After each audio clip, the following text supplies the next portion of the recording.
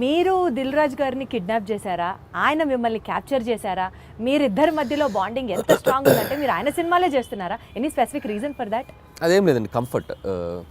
So last 8 films అదేం లేదు, నేను లాస్ట్ 8 ఫిలిమ్స్లో majority of the films Raju గారితో చేశాను. ఎగ్జాక్ట్లీ. సో 2 ఫిలిమ్స్ బయట చేశాను, అనిల్ సుంకర్ గారితో సరిలేరు, పటాస్ ఫస్ట్ ఎన్టీఆర్ ఆర్ట్స్ చేశాను, తర్వాత షైన్ స్క్రీన్స్ సాహుతో చేస్తాను, నెక్స్ట్ కూడా మళ్ళీ సాహుకి చేస్తున్నాను. సో ఇప్పుడు ఐఎమ్ ఆల్టర్నేటివ్గా ఒకటి బయట చేస్తూ వస్తున్నాను. సో రాజుగారితో ఉండే ప్లస్ పాయింట్ ఏంటంటే ఇట్స్ లైక్ వాళ్ళతో జర్నీ ఉండడం వల్ల లైక్ ఫ్యామిలీ బాండింగ్ ఏర్పడిపోయింది. ఒక ఫ్యామిలీ బాండింగ్ వచ్చినప్పుడు ఏంటంటే నేను ఒక కనెక్ట్ అయితే నేను అంత త్వరగా వదిలిపెట్టే మనిషిని కాదు నేను. సో రియల్ లైఫ్లో అంతే. అండ్ ఎమోషనల్ కనెక్ట్ ఎక్కువ, ఒకరితో కంఫర్ట్ అంటే ఒక కనెక్షన్ వచ్చాక గబుక్కుని ఇంకొకరి దగ్గరికి వెళ్ళలేను నేను, ఓన్ చేసేసుకుంటాను. ఇప్పుడు మళ్ళీ సాహు ఉన్నాడు, షైన్ స్క్రీన్స్ కనెక్ట్ అయిపోయాడు.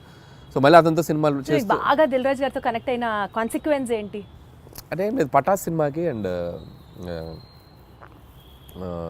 ఈ స్టూడ్ ఫర్ మీ.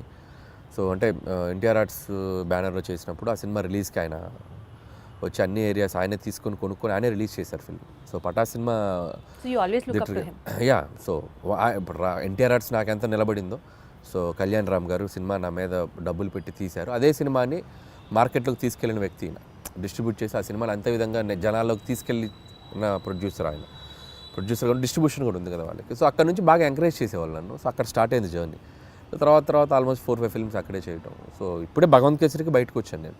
సో సర్లేరుకి ఒకటి బయట చేశాను, భగవంత్ కేసరికి మళ్ళీ షైన్ స్క్రీన్స్ చేయటం. మళ్ళీ నాకు షైన్ స్క్రీన్స్ కూడా సాహుతో అదే బాండింగ్ ఉంది ఇప్పుడు.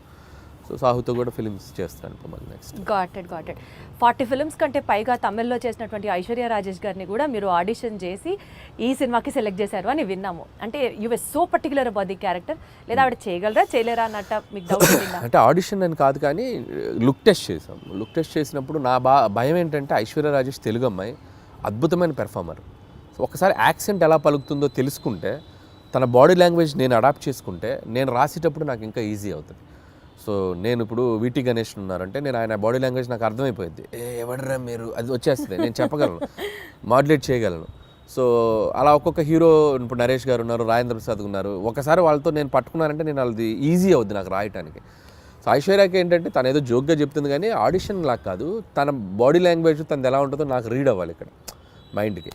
సో అందుకని ఒక 2-3 డైలాగులు ఎలా చెప్తుంది, సారీ బా, మీరు ట్రైలర్లో చూస్తారు కదా, లవ్ యూ బా, ఆ భావాన్ని ఎలా పలుకుతుంది, యాక్సెంట్ చెప్పగలుగుతుందా లేదా అనేది చూసుకున్నాం. సో బేసికల్గా మీరు మనుషుల్ని స్టడీ చేసేస్తారు, బాడీ లాంగ్వేజ్ని అర్థం చేసేసుకుంటారు. You have that skill. Easy అవుతుంది. ఇప్పుడు ఉపేంద్ర లమ్హాన్ ఆయన ఉన్నారు, ఆయన యానిమల్లో చేశారు. యానిమల్లో చేసినప్పుడు నాకు విపరీతంగా నచ్చిన క్యారెక్టర్. నేను సందీప్ రెడ్డి వంగతో కూడా దాదాపు చాలాసేపు మాట్లాడి ఆయన నంబర్ తీసుకొచ్చాను నేను. యానిమల్ ఇంటర్వెల్లో వస్తాడు, బొమ్మలు అమ్ముకునేవని అనుకుంటున్నారా అనేది విచిత్రమైన టైమింగ్ ఉంటుంది. అది నాకు భలే చూడగానే భలే అనిపించింది నాకు. అరే భలే పెక్యులర్గా ఉన్నాడు ఇతను అని తీసుకొచ్చి నేను ఆ సినిమా యానిమల్ ఒక 10 సార్లు చూసా ఆయన బాడీ లాంగ్వేజ్ని క్యాప్చర్ చేసుకోవడానికి. చూసుకొని నేను నరేష్ ఇచ్చినప్పుడు అతను షాక్ అయిపోయాడు, ఉపేంద్ర లమ్హాన్, ఇదేంటి ఈ నాలాగా పెర్ఫార్మ్, ఈ నాలాగా కనిపిస్తున్నాడేంటి, ఇన్ఫాక్ట్ నాకంటే బెటర్ కనిపిస్తున్నాడేంటి అన్నారా? మీకు కాంప్లిమెంట్ వచ్చిందా? యా, ఈ టోల్ లైక్ దట్.